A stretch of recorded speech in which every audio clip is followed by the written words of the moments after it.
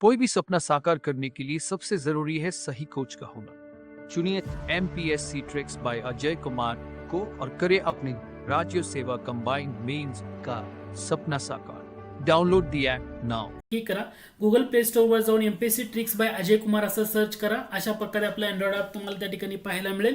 Description बॉक्समध्ये मी तुम्हाला त्याची लिंक देतोय. अँड्रॉइड ॲप डाउनलोड करायची तर त्या ठिकाणी जाऊन तुम्ही ते डाउनलोड करू शकता. या ॲपवर गेल्यानंतर वेगवेगळे कोर्सेस तर आहेतच, पण सध्या आपला एक महत्त्वाचा कोर्स सध्या तिथं आलेला आहे, तो म्हणजे चालू घडामोडी 2022चा. या घडामोडीमध्ये जवळपास तुम्हाला डिसेंबर 2022 पर्यंत होणाऱ्या सर्व एक्झामसाठी तुम्हाला त्या ठिकाणी घडामोडी पाहायला मिळतील. जानेवारी 2021 पासूनच्या घडामोडी आपण त्या ठिकाणी कव्हर करतोय. महत्त्वाचं म्हणजे प्रत्येक व्हिडिओ तुम्हाला कितीही वेळा पाहता येईल, अनलिमिटेड वेळा व्हिडिओ पाहता येईल. PDF तुम्हाला मिळेल, ते डाउनलोड करून तुम्ही त्याच्या प्रिंट घेऊ शकता. आणि कोर्स हा 31 डिसेंबर पर्यंत असेल. ओके, हे लक्षात घ्या.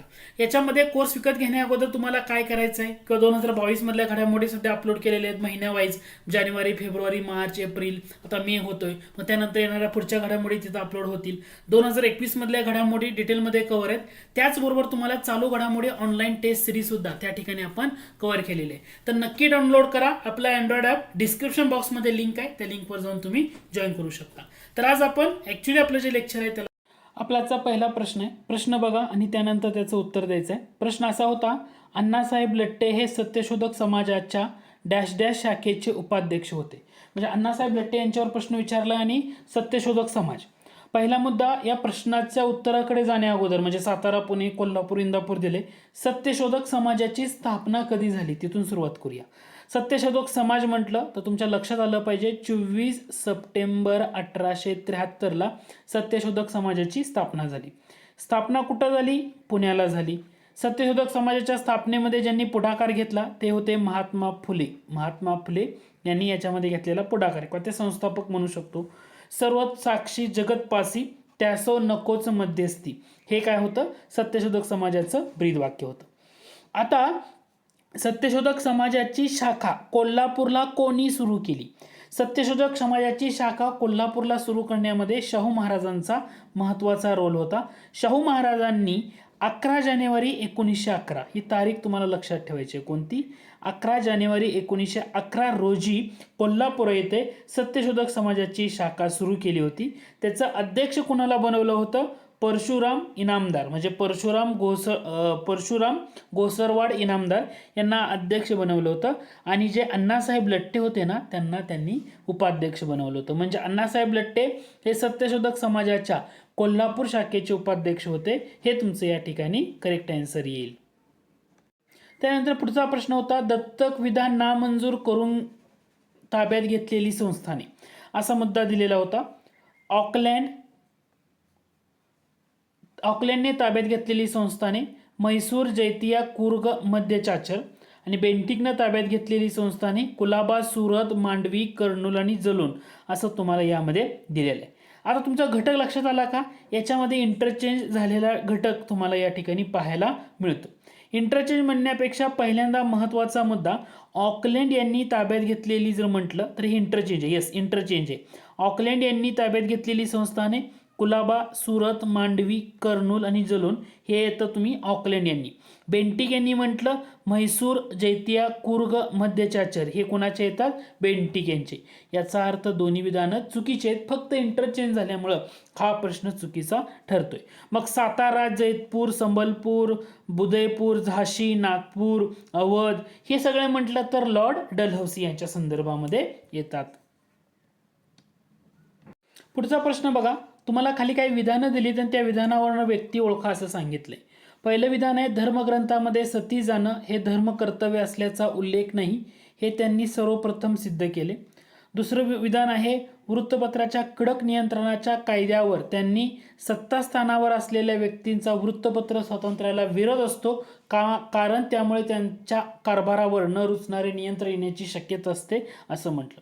सती जाणं किंवा सतीचा मुद्दा म्हटलं तर आपल्याला एक घटक माहीत असतो, तो म्हणजे राजाराम मोहन रॉय. त्यामुळे डेफिनेटली याचं उत्तर आहे राजाराम मोहन रॉय यांचं ते मत होतं. राजाराम मोहन रॉय यांनी ब्राह्मो समाजाची स्थापना केव्हा केली? 1828 मध्ये त्यांनी ब्राह्मो समाजाची स्थापना केलेली होती, हे तुम्ही लक्षात ठेवा. 1821ला त्यांनी संवाद कौमुदी नावाचं बंगाली भाषेतलं पत्र सुरू केलं होतं. कधी? 1821ला. कोणतं? संवाद कौमुदी नावाचं. ठीक आहे. आणि 1822-23 मध्ये मिरात अल अखबार हे पार्शियन वृत्तपत्र त्यांनी सुरू केलं. प्रेसिडेन्सी कॉलेज 1828 मध्ये त्यांनी सुरू केलं. असे बऱ्याचसा घटक आहे. आणि 1829 मध्ये सती प्रतिबंध कायदा जो करण्यामध्ये त्यांचा जो रोल होता विल्यम बेंटिक यांनी केला, पण याच्यामध्ये रोल होता तो राजाराम मोहन रॉय यांचा महत्त्वाचा ठरतो. त्यामुळे राजाराम मोहन रॉय ही व्यक्ती या ठिकाणी महत्त्वाची आहे. पुढचा प्रश्न आहे, तुम्हाला अयोग्य पर्याय ओळखा असं म्हटलंय. संताळांचं बंड दिलंय, निळीचं बंड, एका चळवळ आणि पबना उठाव असं दिलेलं आहे. अयोग्य पर्याय. आता पहिला मुद्दा बघा, संताळांचं बंड. संताळांचं बंड म्हटलं तर हे कधी झालेलं बंड आहे हे तुम्हाला सांगता आलं पाहिजे, किंवा अशा पद्धतीनं 1855चा पिरियड आहे, या काळामध्ये झालेलं हे बंड आहे. सिद्धू आणि कान्हू हे दोन्ही त्या ठिकाणी नेतृत्व त्यांनी केलेलं.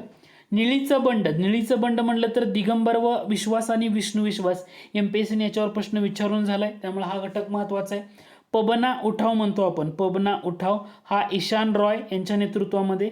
याचा अर्थ 3 नंबर एका चळवळ जगन्नाथ हे तुमचं अयोग्य जोडी असणार आहे. कारण जगन्नाथ यांचं नाव म्हटलं, जगन्नाथ घाला असं त्यांचं नाव येतं. ते चुवार जमातीचा उठाव, जो आदिवासी जमात आहे त्यांचा उठाव झालेला, जो 1768 मधला, तर तो महत्त्वाचा ठरतो. त्याच्यामुळे तिथं जगन्नाथ ही व्यक्ती त्या ठिकाणी येते. एका चळवळ म्हटल्यानंतर येत नाही, त्यामुळे हे विधान इथं काय होणार आहे, तुमचं चुकीचं ठरणार. पुढचा प्रश्न होता, 1868 साली स्थापन झालेल्या हितकर्णी सभेमध्ये खालीलपैकी कोणाचा समावेश नव्हता. आता बऱ्याच लोकांनी त्यांचा जो अभ्यास केला असेल त्याच्यामध्ये हा पॉईंट तुमच्या पुस्तकामध्ये किंवा इतर घटकामध्ये पाहायला मिळणार नाही. आता हितकारिणी सभा ही एक नवीन सभा आहे, हे फक्त माहीत राहू द्या. याची स्थापना 1868 मध्ये झाली होती. ही स्थापना होण्याचं रिझन काय होतं माहिती आहे का? याचं स्थापना होण्याचं रिझन होतं 1857चं बंड. 1857चं बंड एक प्रकारे फसलं होतं, कारण त्याच्यामध्ये यश आलं नव्हतं, पण जागृती करण्याचं काम केलं होतं. म्हणजे कशी जागृती, तर जी भारतीय लोक आहेत त्या भारतीय लोकांमध्ये स्वतःच्या संस्कृतीबद्दल, स्वतःबद्दल जागृती निर्माण होणं गरजेचं आहे, हे ठरवून हितकारिणी सभेची स्थापना 1868 मध्ये करण्यात आली. म्हणजे तरुणांना काय केलं पाहिजे, शिक्षण दिलं पाहिजे, तरुणामध्ये साक्षरता आणली पाहिजे, आणि त्यांच्यामध्ये काय केलं पाहिजे, स्वावलंबनाचे धडे त्यांना देणं गरजेचं आहे.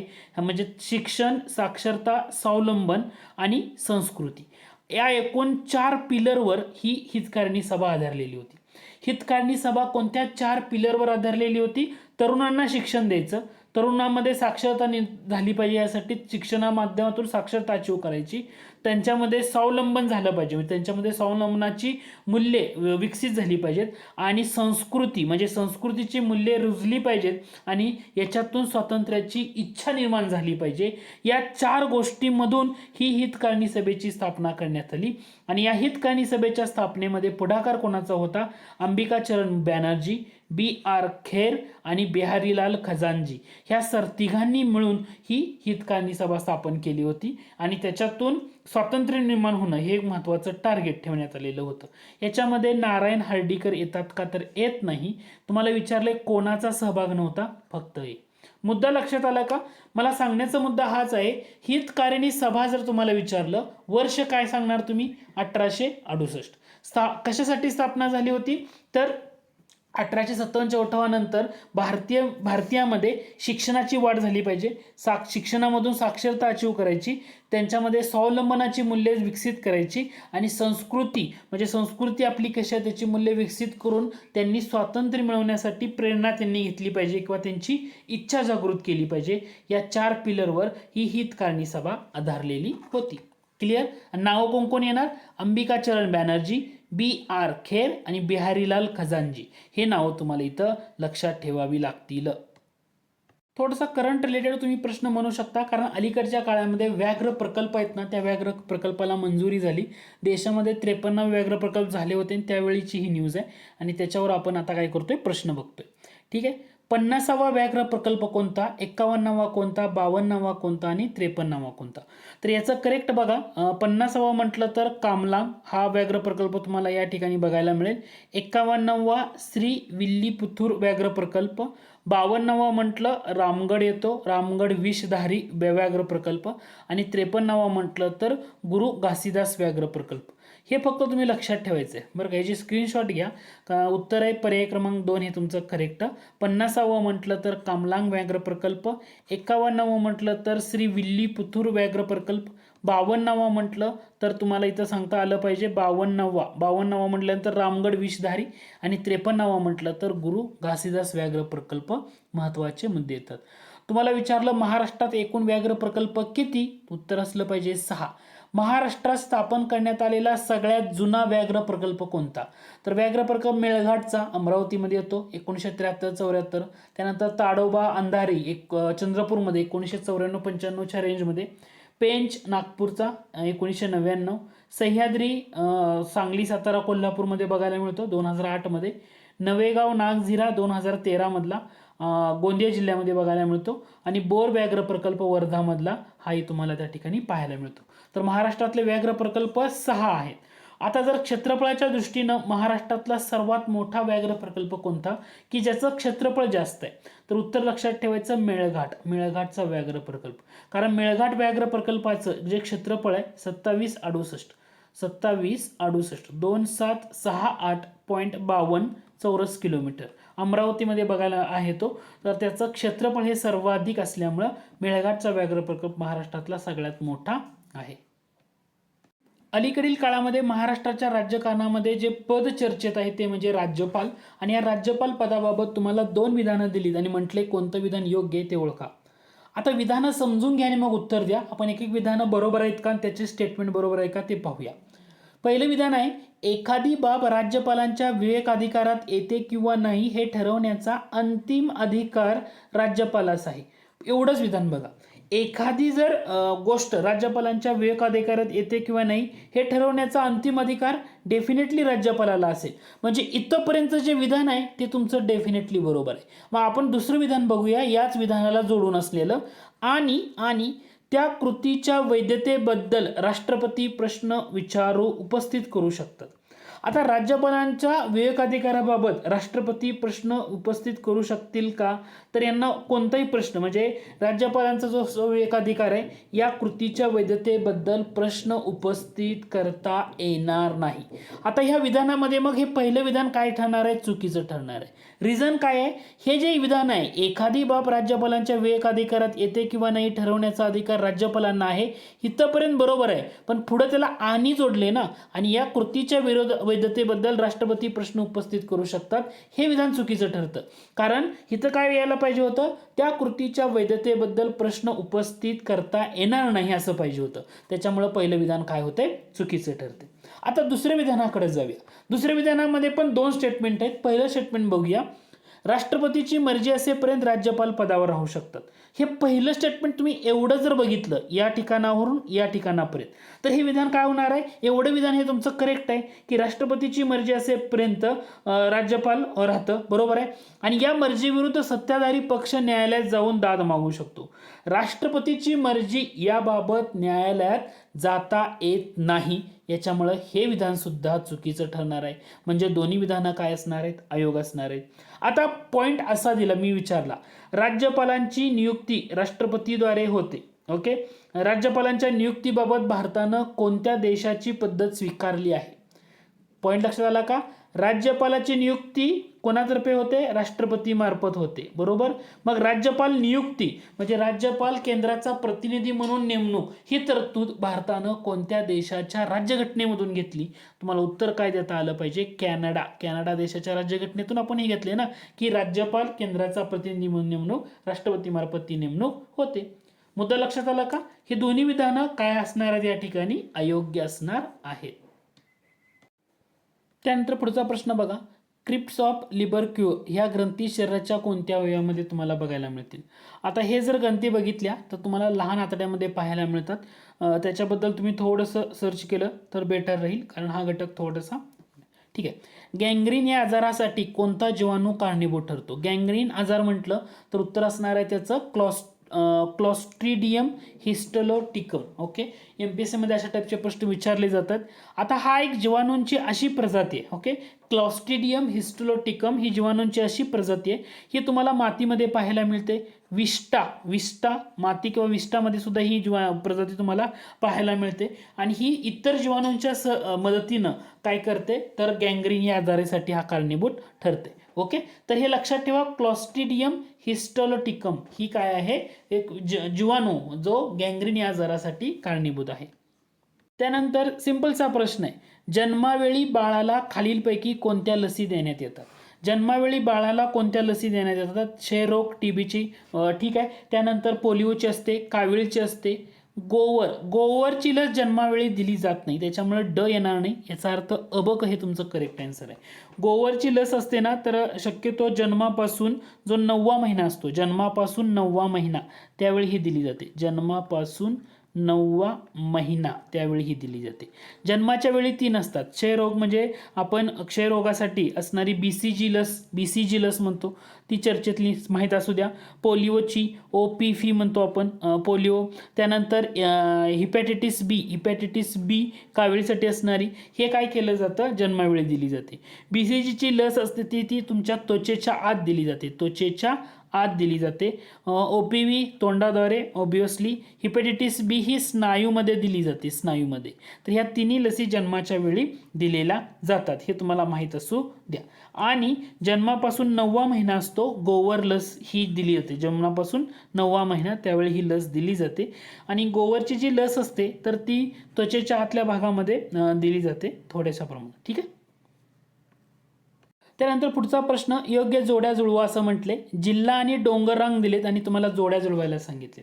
आता गोंदिया, जळगाव, नांदेड आणि अमरावती, निर्मल, दरेकसा, पोहरा आणि शिरसोली असं तुम्हाला या ठिकाणी ऑप्शन दिलेले आहेत. प्रश्न बघितल्यानंतर तुमच्या थोडंसं लक्षात आलं पाहिजे, निर्मल डोंगररांग म्हणलं की नांदेड असं कुठं जुळतंय का बघा. क ला 1 म्हटल्यानंतर 2 नंबर आणि 4 नंबर ऑप्शन इलिमिनेट झाला, कारण इथं बघा 1 आणि 3 मध्ये आहे. ठीक आहे. याच्यामध्ये गोंदिया म्हटल्यानंतर दरेकसा हे जुळतंय का कुठं बघू शकता तुम्ही. गोंदिया, दरेकसा हे सुद्धा या ठिकाणी बरोबर आहे. नांदेड म्हटलं की निर्मल हे बरोबर आहे. मग याच्यानंतर अमरावती, पोहरा, अमरावती म्हटलं की पोहरा. ओके. आणि जळगाव म्हटलं तर शिरसोली. म्हणजे तुम्हाला डायरेक्टली सगळीच उत्तर या ठिकाणी जुळली पाहिजेत. पर्याय क्रमांक 3 हे तुमचं करेक्ट आन्सर असलं पाहिजे. गोंदिया, दरेकसा. ओके. जळगाव, शिरसोली, नांदेड, निर्मल आणि अमरावती म्हटलं की पोहरा हे तुम्हाला या ठिकाणी सांगता आलं पाहिजे. पुढचा प्रश्न आहे. प्रश्न असा होता, लकडवाला समितीनुसार 1993-94 मध्ये भारतात दारिद्र्य रेषेखालील लोकसंख्येचे शेकडा प्रमाण किती होते? आता लकडवाला समिती आणि 93-94 गोष्ट केली जाते आणि तुम्हाला विचारले भारतामध्ये दारिद्र्याचं प्रमाण किती होतं. तर याचं करेक्ट आन्सर, इथं 2 घटक येतात, याचं करेक्ट आन्सर येतं 36%. आता लकडवाला समितीनुसार 1993 मध्ये तुम्ही जर ग्रामीण भाग बघा, ग्रामीण भाग, त्याच्यानंतर शहरी भाग बघा आणि एकूण दारिद्र्य बघा, हे 3 आकडे तुम्हाला इथे येतात. हे सगळे पाठ करायची गरज नाही, पण एकूण दारिद्र्य जे आहे 36%चं हे तुम्हाला लक्षात ठेवावं लागतंय. कारण ग्रामीण भागामधलं दारिद्र्य होतं ते 37.3. हे का सांगतोय मी तुम्हाला, कारण इथं ऑप्शनमध्ये तुम्हाला दिसतंय 37.3 हे लकडवाला समितीनुसार ग्रामीण भागामधलं असणारं दारिद्र्य आहे. आणि शहरी भागामध्ये किती होतं, 32.4. म्हणजे हे जो चौथा घटक आहे 32.4 हे लकडवाला समितीनुसार 1993-94 मध्ये शहरी भागामध्ये असणारं दारिद्र्य होतं. म्हणजे तुम्हाला इथं दिलेले 3 आकडे आहेत ना, ह्या 3 आकड्यावर तुम्ही थोडंसं फोकस करा. लकडवाला समिती 1993-94 एकूण दारिद्र्य किती, 36. शहरी भागातलं दारिद्र्य किती, 32.4. ग्रामीण भागातलं दारिद्र्य किती, 37.3. लकडवाला समितीनं आणखी एका वर्षाचं दारिद्र्य प्रेडिक्ट केलं होतं, ते होतं 2004-5. 2004-5 मध्ये एकूण दारिद्र्य किती एवढं लक्षात ठेवा, तो आकडा होता 27.5. हे कमी झालेलं होतं. जसं 93-94 मध्ये त्यांनी म्हटलं 36%चं होतं, तसं 4-5 मध्ये ते 27.5% एवढं तुम्हाला पाहायला मिळतं. ठीक आहे. पुढचा प्रश्न आहे, भारताने नियोजनात डॅश डॅश दारिद्र्य दूर करण्याला अत्यंतिक महत्त्व दिलं. आता भारतातलं दारिद्र्य म्हणजे याच्या अगोदर मी बऱ्याच वेळा सांगितले, निरपेक्ष. भारतातलं म्हणजे कसं, निरपेक्ष दारिद्र्य. भारताने बेसल 2 निकष केव्हा लागू केले? प्रश्न आहे, बेसल 2 निकष हे जे आहेत ना ते केव्हा लागू केले? तर भारतानं बेसल 2 निकष 2009 मध्ये लागू केले होते, लक्षात ठेवा. कारण बेसल 1 जे निकष आहेत, 1 चे निकष हे भारतानं केव्हा लागू केले होते? 1998 मध्ये. ओके, आणि याच्यामुळे हा घटक चर्चेमध्ये होता. आता बेसल हे ठिकाण आहे स्वित्झर्लंडमधलं बेसल येथे बँक फॉर इंटरनॅशनल सेटलमेंट 1930 ला स्थापन झाली होती. आणि या म्हणजे बँकांना जे किमान भांडवल पर्याप्त राखण्याविषयी जे मार्गदर्शक तत्व आहे ह्या निकषामधून देण्यात आलेले होते, त्यामुळे ते निकष आहेत. ठीक आहे, हे फक्त तुम्हाला माहीत असू द्या. भारताने बेसल 1 निकष 1998, बेसल 2 निकष 2009 मध्ये लागू केलेले आहेत.